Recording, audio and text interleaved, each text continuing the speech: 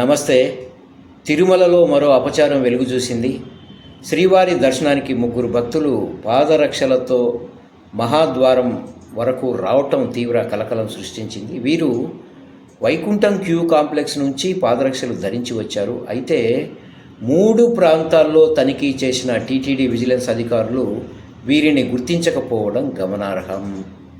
ప్రముఖ పుణ్యక్షేత్రం తిరుమలలో భద్రతా లోపం ఈ విధంగా మరోసారి బయటపడింది. భక్తులు ఏకంగా చెప్పులు వేసుకొని మహాద్వారం వరకు రావటం అధికార నిర్లక్ష్య ధోరణికి అద్దం పడుతోంది అనే విమర్శలు వస్తున్నాయి.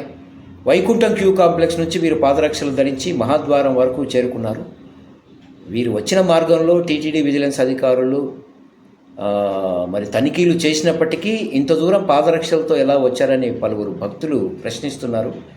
ఈ క్రమంలో భద్రతా తీరు, టీటీడీ అధికారుల తీరుపై భక్త కోటి ఆగ్రహం వ్యక్తం చేస్తున్నారు. ఇప్పటికైనా జాగ్రత్తగా ఉండాలి కదా.